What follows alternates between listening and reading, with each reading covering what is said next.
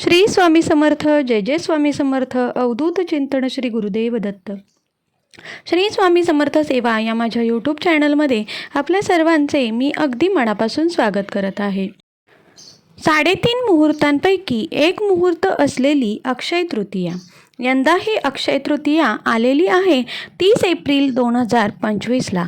या दिवशीचा शुभ मुहूर्त काय असणार आहे?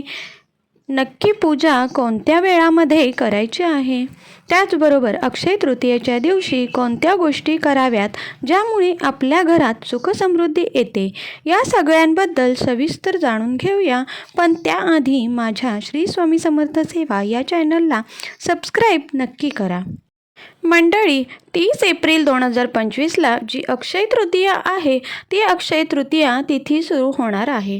29 एप्रिल 2025ला संध्याकाळी 5:31 आणि या अक्षय तृतीयाची समाप्ती होणार आहे 30 एप्रिल 2025ला दुपारी 2:12.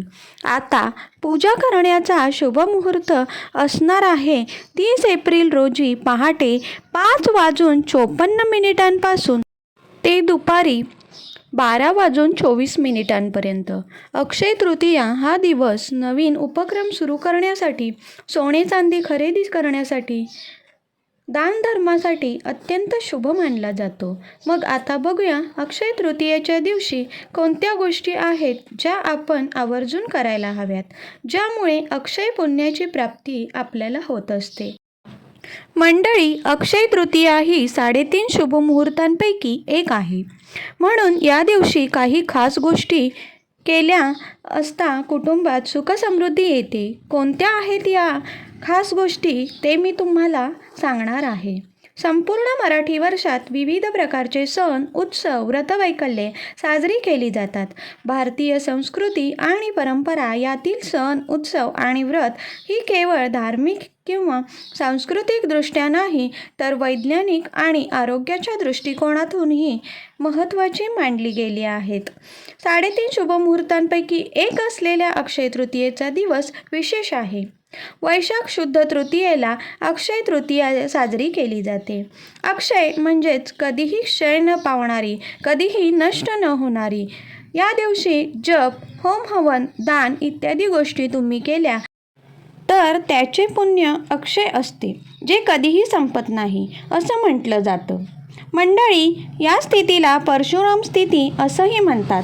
या दिवशी अन्नपूर्णा मातेची जयंती, नरनारायण जयंती, परशुराम जयंती, बसवेश्वर जयंती, हयग्रीव जयंती सुद्धा असते.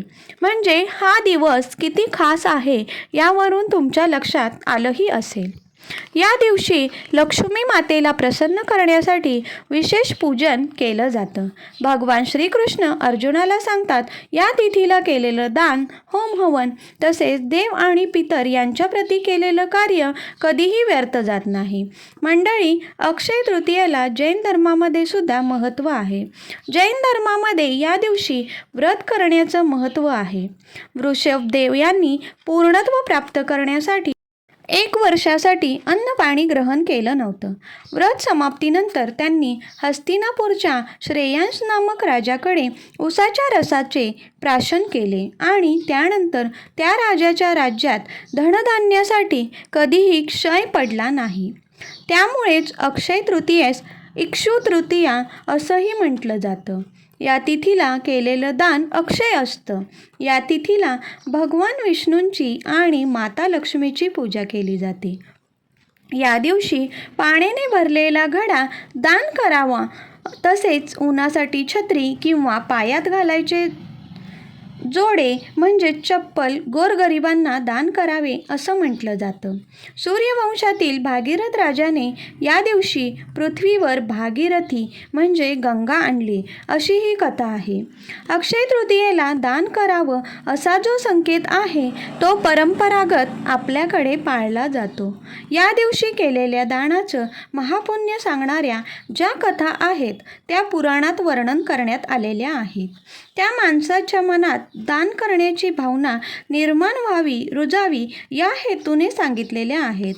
या सणाच्या निमित्ताने दानाचे आणि त्यागाचे महत्त्व बिंबवण्याचा प्रयत्न सर्व धर्मांनीच केलेला आढळतो.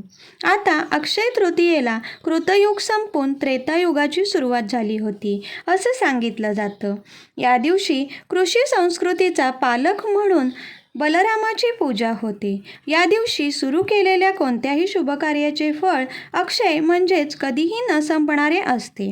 म्हणूनच तर या दिवशी घरात नवीन वस्तू घेणे, मोठे आर्थिक व्यवहार करणं, शुभ काम करणं या गोष्टी केल्या जातात. महर्षी व्यास यांनी महाभारत ग्रंथाची रचनासुद्धा याच दिवशी करायला सुरुवात केली अशी आख्यायिकाही प्रचलित आहे. आता भविष्य पुराणात सुद्धा अक्षय तृतीयेबद्दल काहीतरी सांगितलंय बरं का. ते काय आहे? एक सदाचारिणी दानधर्म करणारा व्यापारी होता. दुर्दैवाने त्याचा पडता काळ सुरू झाला. व्यापाराची स्थिती हालाकीची सुरू झाली. दारिद्र्य आलं. त्याला कोणीतरी अक्षय तृतीयेचा महिमा सांगितला. पुढे अक्षय तृतीयेच्या दिवशी त्याने यथाशक्ती दानधर्म केला आणि त्या बळावर पुढील जन्मी तो मोठा राजा झाला. खूप यज्ञ त्याने केले, राज्यसुख उपभोगले, पण अक्षय तृतीयेला त्याने केलेलं पुण्य कधीही क्षय पावलं नाही. ते अक्षय टिकलं अशी कथा भविष्य पुराणात येते. वैशाख महिन्यातील तृतीयेला चंदन मिश्रित पाणी आणि मोदकाच्या दानाने ब्रह्म तसेच सगळे देवताही प्रसन्न होतात. या दिवशी तुम्ही अन्न, वस्त्र, सोनं, पाण्याचं दान केल्याने अक्षय फळाची प्राप्ती होते. या दिवशी जे काही दान केलं जातं ते अक्षय आणि दान करणाऱ्याला सूर्यलोकाची प्राप्ती करून देणारा असतो. या दिवशी जो उपवास करतो तो सुखसमृद्धीचा धनी होतो अशी सुद्धा मान्यता आहे. मंडळी, अक्षय तृतीयेच्या दिवशी दान कुठल्या कुठल्या गोष्टींचं करावं या संदर्भातला व्हिडिओ जर तुम्हाला पाहायचा असेल तर कमेंट करून नक्की सांगा. मी लवकरच तो व्हिडिओ घेऊन येईन. अक्षय तृतीया तिथीचं महत्त्व आता तुम्हाला लक्षात आलंच असेल. यामध्ये आपण काही पुराणांचा सुद्धा संदर्भ बघितला, ज्यामध्ये अक्षय तृतीयेच्या तिथीचं वर्णन करण्यात आलंय आणि दानाचं महत्त्व सांगण्यात आलंय. नक्कीच हा व्हिडिओ तुम्हाला मार्गदर्शक ठरेल अशी मी आशा व्यक्त करते आणि आणखीन कोणत्या विषयांवरचे व्हिडिओ पाहायला तुम्हाला आवडतील ते मला कमेंट करून नक्की सांगा. अशाच प्रकारच्या माहितीपूर्ण व्हिडिओसाठी श्री स्वामी समर्थ सेवा या चॅनलला सबस्क्राईब नक्की करा आणि बेल आयकॉनही प्रेस करा, जेणेकरून माझ्या व्हिडिओचे सगळ्यात अगोदर नोटिफिकेशन तुम्हाला मिळेल. माझ्या व्हिडिओला जास्तीत जास्त लाईक करा, जास्तीत जास्त लोकांपर्यंत हा व्हिडिओ शेअर करा. श्री स्वामी समर्थ. जय जय स्वामी समर्थ. अवधूत चिंतन. श्री गुरुदेव दत्त. धन्यवाद.